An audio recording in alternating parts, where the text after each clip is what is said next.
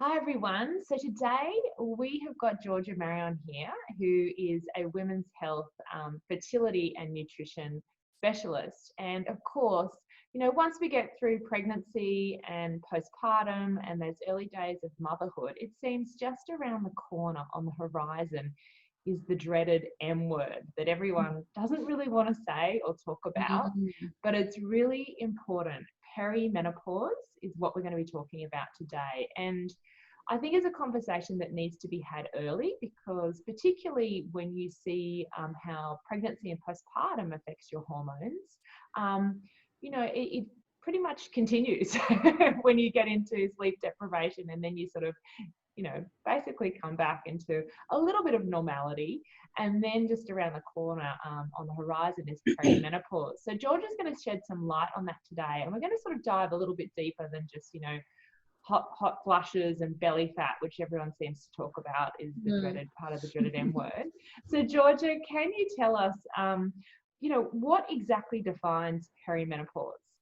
Okay, so perimenopause is really the period or the time frame from 2 to 8 years before menstruation stops completely.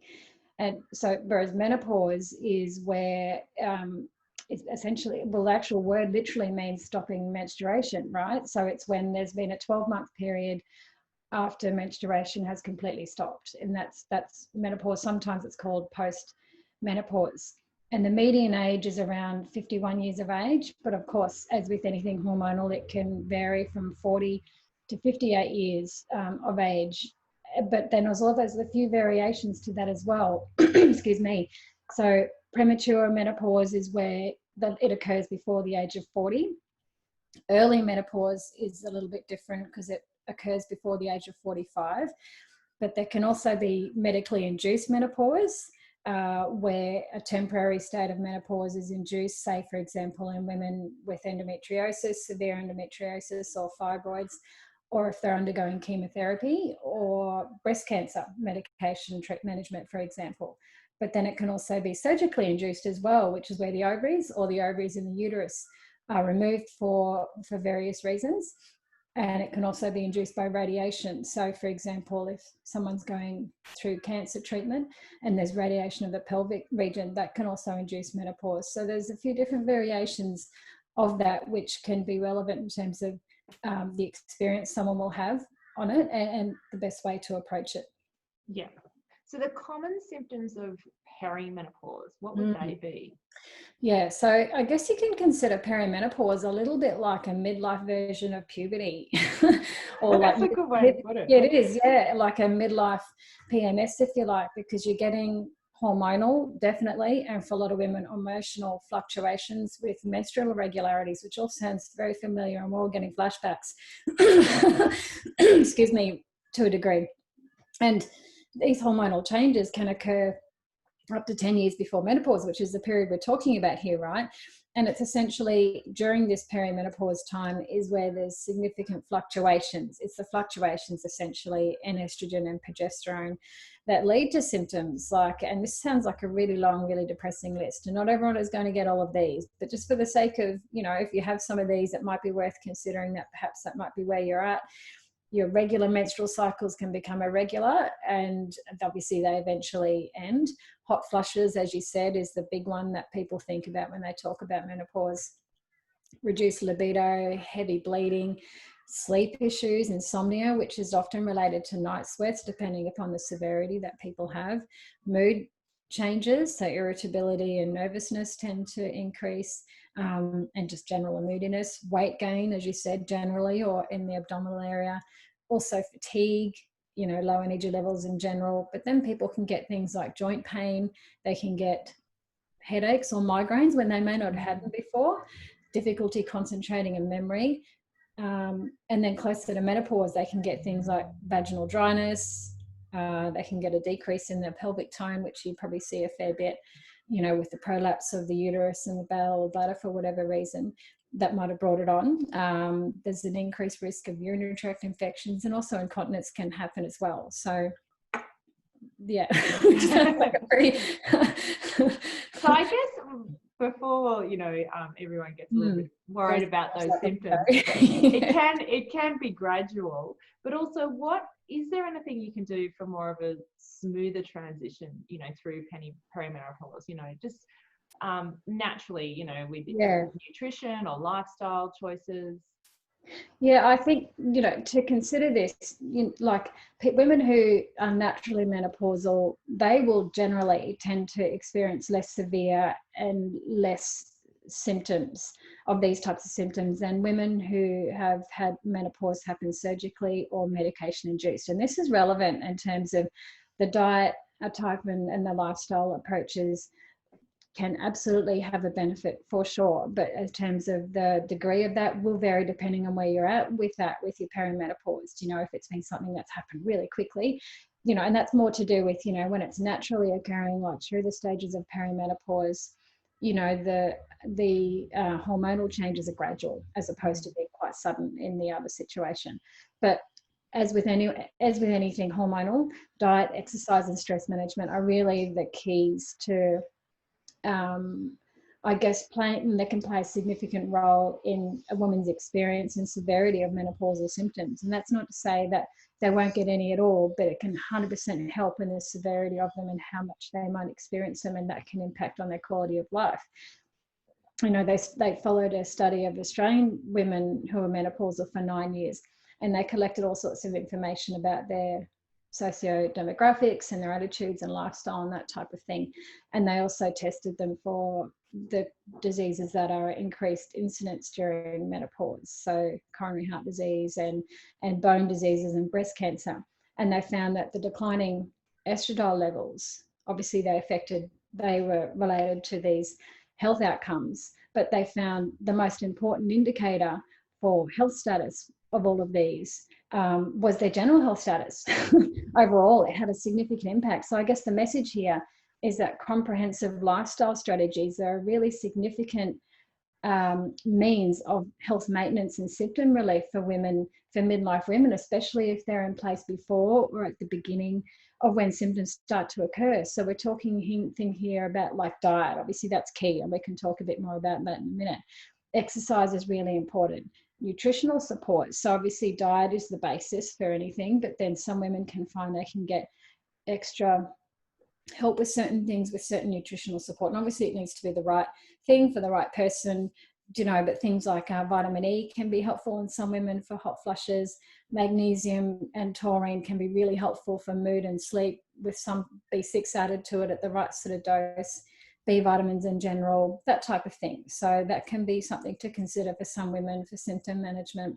Herbal support, again, can be amazing for things like modulating hormones, and also things like nervous system, adrenal, thyroid support, as well as things like UTIs if women are experiencing the libido. And obviously the big key that we've spoken about a lot, stress management. If you consider this, that hot flushes, just as one thing, hot flushes can occur or made worse when a woman is overstressed or overworked or sleep deprived, so which makes sense. But I mean, that in itself, I think is a pretty big motivation to put some stress management strategies in place, because that's often, flushes are often the thing that can have really significant impact on someone's quality of life when they're going through perimenopause. Yeah, well, it's similar. It's sort of a nice segue into the next question I was going to ask. Because a lot of women, are concerned post-baby or, during motherhood of this additional fat or this postpartum pooch that happens.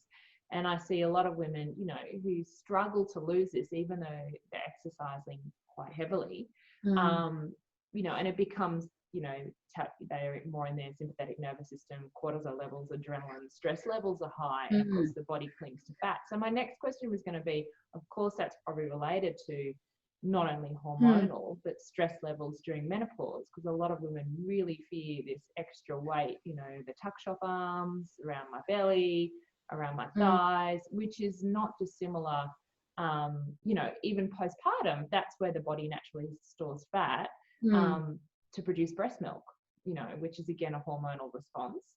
So is what sort of factors can help that, again, when I guess it comes back to stress and lifestyle as well? But is it a default, like everyone's just going to have additional belly fat when they're become, perimenopausal and into menopause? Well, okay. So I think to answer that question, there are changes to fat distribution, and there's less muscle mass. And women can find that they have greater difficulty losing weight on average, and women will fall somewhere in the middle or on either side of this type of curve.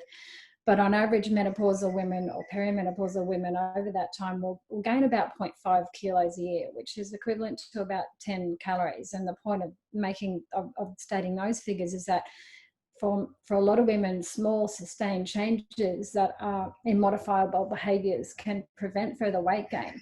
And it's not entirely clear whether it's just the menopausal transition or if it's a combination of menopause and age, but essentially probably a combination of both. But what happens is the resting metabolic rate, that's the most, which is the amount of energy your body burns when you're just resting or not doing much at all.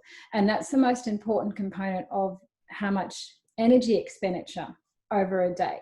And this does appear to be reduced by menopause or during perimenopause, which is a combination of loss of ovarian function, and there's less muscle mass, and there's reduced energy expenditure in general, partly to do with muscle mass and partly due to lifestyle changes then.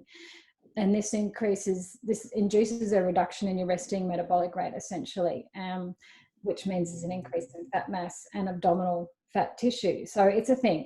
People aren't imagining it. It's probably the first way to answer that.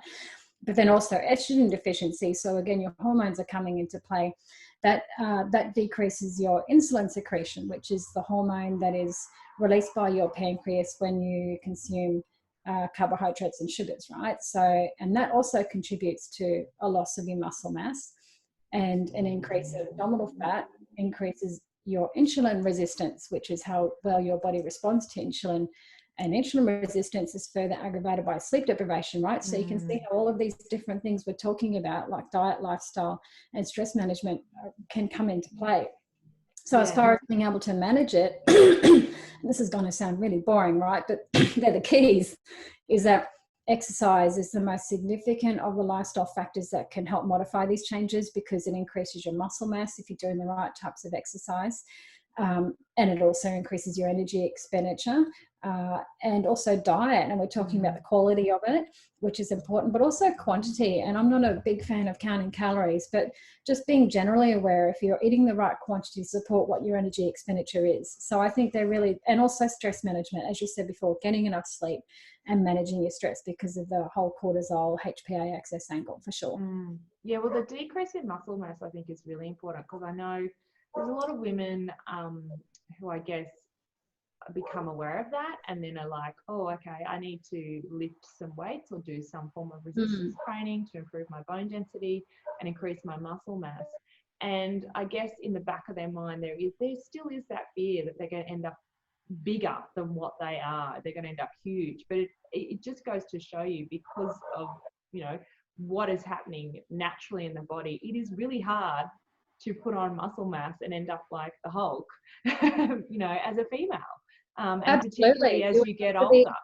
You would have to be 100% dedicated to that as being your main goal in life. And even then, you'd probably have to have a certain physiology that some women are more predisposed to putting on muscle quicker than others. But your physiology is not working for you to get massive. That's not how your body, So I think as far as that being a fear, I think that it's unfounded for most women in terms of and it is so important. It's so important. Absolutely. And it doesn't have to be, like I always say to ladies, when we talk resistance training, particularly in today's climate where everyone may not be able to get weights or have weights or access to a gym, it can be resistance training or body weight, which makes a massive difference as well. So, and starting where you're at, like if you're someone that you're in your 40s and you've never done any sort of resistance or strength training before, starting with that kind of thing would be ideal. You don't want to be going in doing really heavy weights. If you've never done it before, that's more your area that you can really talk about. It's going to be counterproductive, so starting where you're at and then making progress, small bits of progress as you go. So as long as it's feeling good for you. Yeah, but I Yeah, think and that's the thing, and then it becomes consistent because you're not yeah, injured that's and it. sore. Consistency is the key. Doing something that works for your body and that you can actually stick to on a day-to-day and week-to-week basis, but also makes your body feel good, really. So some people that might be a touch more cardio with some weight, some people the other way around, that sort of thing. So it's really, trialing and erroring, and especially as during this phase of perimenopause, you might be someone that for 20 years running's been your thing and you've done that for 15 years, but then you get to perimenopause and then you find, actually, I'm finding if I'm doing more than say 4 runs a week, I find I get really tired and I'm just not recovering as well. Like that sort of thing is okay. Well, running suited you then, but you might have to consider, okay, I might do it twice a week, for example, and then add some other things in instead. So it's not a case of never doing it again. It's just, okay, listening to your body and go, okay, well, that doesn't really suit me more now, So yeah, completely is working with, and that, I mean, that's what we always talk about too, when you, the way, and that's my philosophy, during pregnancy, during postpartum, and, as we're talking about leading into perimenopause and menopause, the way you train has to change because your body is changing. The definition of insanity is doing the same thing over and over again and wondering why it's not working for you. Well, let's reverse it and see what changes are happening in your body, and maybe we need to work with how that's working. That's right. So on the next thing, which goes hand in hand, is nutrition to support through menopause. And I guess a big question is, what sort of foods support menopause, and are things like coffee and alcohol something that should be avoided? Big questions. I'll answer the nutrition question first. That's less controversial. So the healthiest diet for women before, during, and after menopause is a low GI, whole foods based Mediterranean type of diet, and obviously depending on your own preferences and tolerances, but that's what that looks like is, a combination of whole grains, beans and nuts and seeds, organic, if possible, fruits and vegetables, and lean meats, and good quality oils and fats is your basis, really, because that's, it's heart healthy, which is a really important consideration during this life phase. It's less likely to promote conditions like diabetes and breast cancer and cardiovascular disease. And also it can help with just providing the basis to help minimize nutritional deficiencies that can be more common as we get older and people's food intake and variety tends to decrease. And along with that, nutritional deficiencies can be at an increased risk for some people. So I guess that's kind of really the basis I would consider for anyone in this sort of life phase. And then modifying it from there. Like some people might find dairy works for them, other people find that they won't. So then you're just changing things up from there. And then obviously how that looks through the day. So you might find 3 meals a day might work for you, whereas other people might find they used to do that, but they can eat smaller quantities. So so considering that type of thing is as a basis. And this is a question I get asked a lot, and I find a lot of probably, women more towards the menopausal spectrum are finding that intermittent fasting works better for them. Yeah, it might. I think, there are some, I think intermittent fasting can work for some people. I think I always come back to, obviously if you're generally healthy and you don't have any underlying conditions, obviously that needs to be taken into account. And obviously if you're perimenopausal, you're probably not breastfeeding. But if you're doing intermittent fasting, you need to be considering still the quality of what you're eating. It's not enough just to cut out, food a certain time of day, but still eat low quality, because it's going to be counterproductive in the long term. But also considering maybe doing it cyclically. For example, you might do it a couple of days a week, but not 7 days a week. So some people might, there's lots of different variations of it around, which is really good. So so it can be helpful as long as you're taking that sort of thing into account. The quality I agree. There's no sort of cookie cutter way that's going to work for everyone. No, some people can really thrive on it, and it can really help them, especially as they do get older. And I'm not discounting it as an option if that's something you want to try, but just keep that sort of stuff. And also if you do go onto it, really looking at how it's actually working for you. Do you find that your energy levels are great and and what is that's what I was going to say, energy levels and your output. If you're doing a lot of exercise, it may not. That's it. If you're doing exercise, especially if you're doing a lot of exercise, are you actually eating enough, or you're eating the right amounts of, you know, your carbohydrates and proteins, which are really important for recovery and immunity and all that type of thing during exercise. So yeah, I think it can be worth considering for some women, for sure.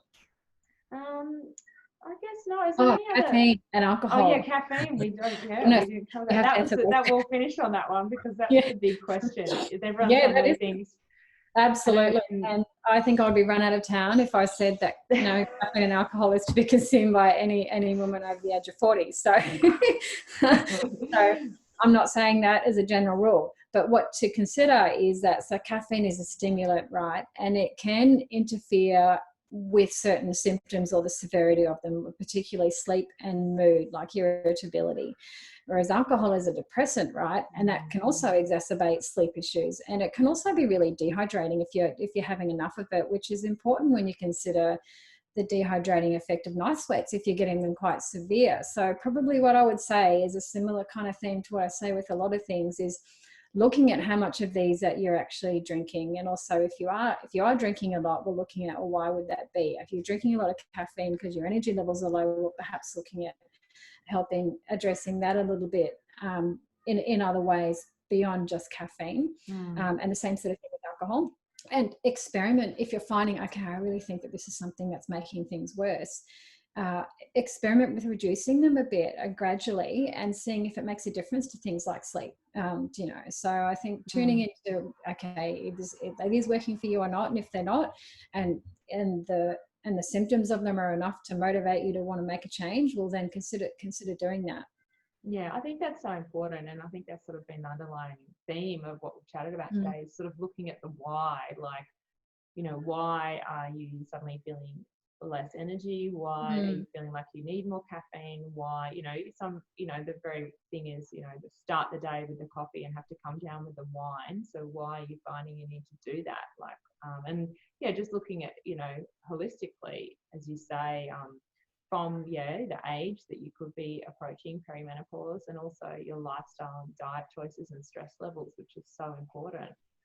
So caffeine, I mean, there's actually a lot of health benefits to coffee. So I'm certainly not discounting that. But if you're having 12 a day, you know, that's something to consider about why that might be and the effects that might be having on your body, you know. So and everyone absolutely cannot start your day with coffee at all. Well then, okay, well that's something that's probably worth looking at as well. So yeah, it's just more looking at it that way, I think, rather than the root of all evil all the time in all people. Oh, I know. It's like everything. It's balance. Yeah. It's trying to find the balance and then tuning in. And I guess also, I mean, I like to say it's probably, you know, if you're approaching perimenopause, it's no different to approaching birth and labor. Like we've talked about, you know, it's coming back to the hormonal changes, that revisiting what happens when you're a teenager. And there's always fear around that, fear of the unknown. But at the end of the day, there is that umbrella that comes over it, which, as you say, is nutrition, diet, stress levels, and if something's not right, seeking professional help. And absolutely, like for sure, who can, you know, you can actually get some evidence based on what's happening to you and really find out what's going to work for you. Yeah, and that's the thing, like if you're someone that has, say, gone through early menopause, and so the symptoms can be quite severe and can be really hard to live with, especially if it's come on quite quickly, you know, getting some extra support for a period of time, go see your GP and see if you can, but then also along with that, they don't have to be mutually exclusive. So along with that, okay, looking at these types of things we're talking about, that can also help support things as well, and particularly in a more long term, because you don't necessarily want to be on medication forever, you know, so to help manage it. So yeah, so I think it's important, definitely get medical help if you're finding it really is affecting your quality of life, but otherwise, you know, consider the other options as well. Well, thank you so much, Jordan. There was a lot of great information there, and I will post below where everyone can find you. And yeah, everyone stay tuned, because we're talking a little bit more on this topic as well. So thanks so much for your time. Thanks for having me.